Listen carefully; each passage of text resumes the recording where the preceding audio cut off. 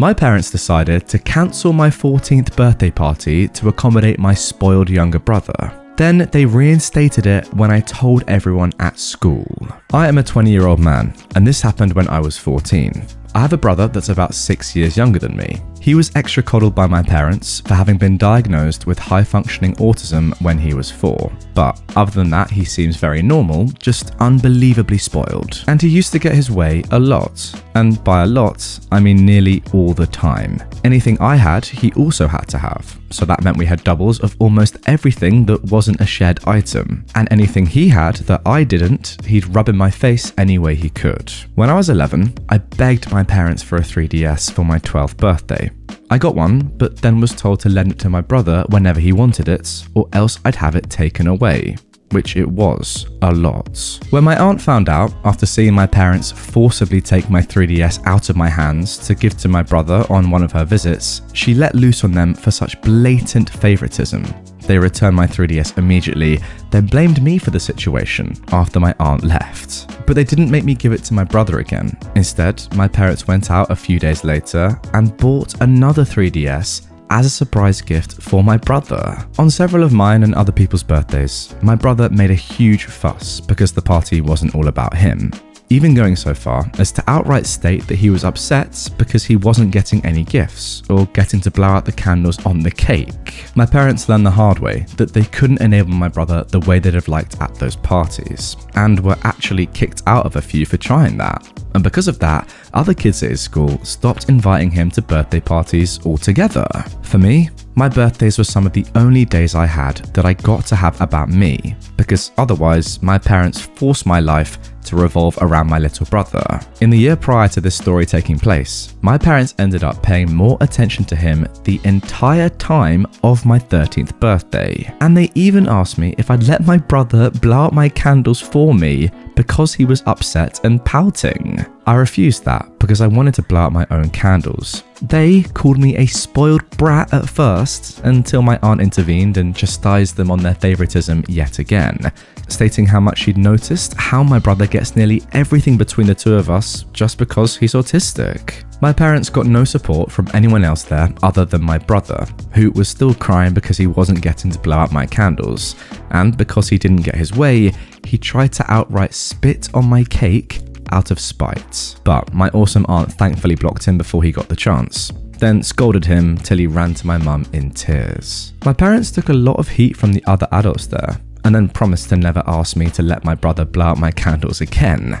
But they pretty much just went through the motions for the rest of the party. My aunt then took over coordinating everything from that point onwards. The following year, a couple of weeks before my birthday, my parents sat me down and told me they were still going to get me some gifts and a small cake, but my birthday party was effectively cancelled to avoid my brother having another meltdown. I told them I could not believe they were doing this to me, and they just seemed to shrug it off without a care. So, at school over the next week, I told my friends, my teachers, and even my school counsellor. All of them were appalled by my parents' lack of consideration and empathy.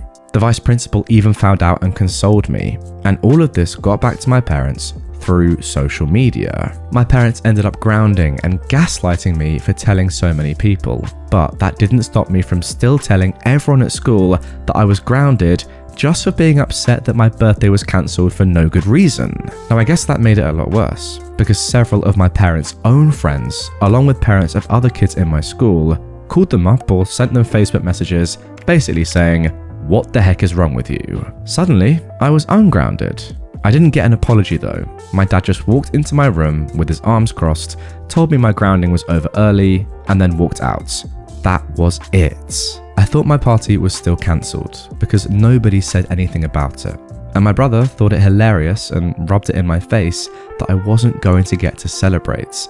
But by the end of the 2 weeks, my parents held a surprise party for me at my favourite restaurants. They then started claiming it was their intent all along. I knew it wasn't. From what I'd seen, everyone was incredibly unhappy with them for what they did, and it showed with any interactions family members had with my parents. so they ended up doing the surprise party to try and save what little of their reputations they had left. I'm pretty sure they actually had to pay through their nose that day to just accommodate me. I got dinner with all my friends at my favourite restaurant that had a small arcade, and I even got the PS4 game system I'd been jonesing for at the time. I could tell that pretty much none of it was planned and bought last minute because my dad had a look about him that my aunt comically described as looking like a moth had flown out of his wallet. My brother, of course, made a huge fuss that I got a surprise party. But with so many of my friends and their parents there, my mum and dad finally put their feet down on my brother to stop his tantrum when he wanted to push my cake off the table. My brother ended up getting a time out for the first time since he was a toddler, and my mum had to stay with him to make sure he didn't do anything crazy. He did try several times to run to the cake or stack of presents. Who knows what he would have done were it not for the fact that at least one adult was always on guard. Even my dad stood guard to keep him away. My mum ended up having to remove my brother and herself from the party entirely and took my little brother to a McDonald's nearby so he could have fun in their play area. I heard later she spent at least an hour trying to get him to come out of the play place tube structure, and he only did so because he had to use the bathroom, then tried to run right back in again. My parents never tried to cancel my birthday again while I still lived with them, though they never again tried as hard or spent as much. For the remaining 4 years I was under their roof, my birthday parties consisted of a local pizza parlour, a cake without my name even written on it, and never again anything as expensive as a new gaming system. I don't mean to sound spoiled, but I was a bit disappointed I never got a cake with my name on it again. My aunt called my parents out on that each year, and each year they claimed they forgot to get the cake decorated. I'm pretty sure that the reason my name was never written on another cake was because my brother always refused to eat pieces of cake that had writing of someone else's name on it at any party, and they couldn't put his name on any of my cakes or it would have looked very bad for them. But the fact that I still got a day that was just about me at all and not my brother was fantastic in my book, especially because just about everything else revolved around him. During each of my remaining birthday parties while still living at home, my brother made a fuss, and my mum took him somewhere else to calm him down. I was still required to share my PS4 with my brother, but it was mine, and I took it with me when I moved out at 18. Now, little brother didn't like that and had a huge fit till my parents went out and bought another PS4 for him. These guys are such enablers, what? When I moved out, they finally had to deal with how they'd raised my brother so spoilt, because I wasn't there to help them with him anymore. On his recent 14th birthday, he went mental at our parents for not getting him a PS5. He's now currently grounded for I don't know how long after causing hundreds or maybe even thousands in collateral damage during that rampage. He picked up a chair and just started destroying anything that was in front of him with it. My parents just looked mentally checked out when I saw them last. My aunt has also told me they confided in her that they wish they could send my brother to military or boarding school in the future because they can't handle the monster they created anymore. But there's no way they can afford that. I'd be lying if I said I didn't find it ironically funny. Yeah, as I said whilst I was reading that, your parents are by far the biggest enablers I've ever seen. That is insane. Look, fair enough. The kid's autistic and he needs special treatment. I understand that wholeheartedly. Trust me, I do. But not to this level. Come on, not to the extent that one of your children can't even have their own birthday because of another one. That is mental. Listen, there's special treatment because your child has a mental disability, and then there's spoiling him rotten. I think the fact that your parents are now regretting how they brought him up and are wanting to send him to a military school shows exactly where they lie. Entitled Neighbor wants her kids in my garden. I am so glad to have found this subreddit because I have a legit crazy neighbor with boundary issues. I am a 29-year-old woman. I don't have any kids, but my younger sister, who is now 16, has lived with me for about 10 years. And we've got a trampoline still in our back garden from when she was younger. The neighbour to the left of me has 4 kids and moved in a year ago. 2 weeks ago, Glasgow started getting really good weather. So the kids have been out playing constantly, not an issue. They asked if I could let the kids use the trampoline one day. So I was like, sure, but only for a bit because I have friends coming over for some drinks. 7 PM comes and I ask them to go home because my 5 friends have shown up and we're going to be drinking. Cue the crying. They leave the garden upset, but hey, that's not my issue. They've been on the trampoline for 3 hours at this point. Their mum then pops her head out of her bedroom window and asks if they can stay in the garden longer. No, I'm not your babysitter. She's annoyed but drops it. Last week, I come home from some shopping, and to my surprise, I found all 4 of the kids in my garden, plus their younger cousin. I asked them to leave and tell them they can't just come into my garden without me there, and they didn't even ask, but they refuse. So I shout up at their mum and tell her to get them out of my garden. She says, "Oh, let them play for a bit. You don't even use it." Okay, but still, not your garden? Eventually we get into an argument and they leave. She's angry and shouting, saying I'm being a Karen, oh the irony, and I should let them in. I tell her not to ask again because the answer will be no. This though happened again the day after. All 4 kids plus their cousin waiting till I move the car from the drive and then heading straight into my garden when I'm gone. So I wake up this morning. I've since put a lock on their trampoline, just a small one on the mesh safety enclosure to stop them opening it up, cause I'm petty as frick. Plus it's a Saturday. I'm not working today, it's my day off and I want a long lie-in. But no, the neighbour decides that at 9 AM this morning, her kids are being fired straight out of that house with breakfast bars and a bottle of water and heading straight into my garden. So I can hear them from my window. I look out and tell them to leave. By the time I get downstairs, the mum has descended from her house and is trying to climb the fence between our gardens, shouting about how I used to let them use it and she's going to call the police for hitting her kids. Great, you do that. I'll be sure to show them the Ring camera footage, which coincidentally also has footage of your husband picking the lock open so your brats can use the trampoline. Wow, even the husband's involved at this point.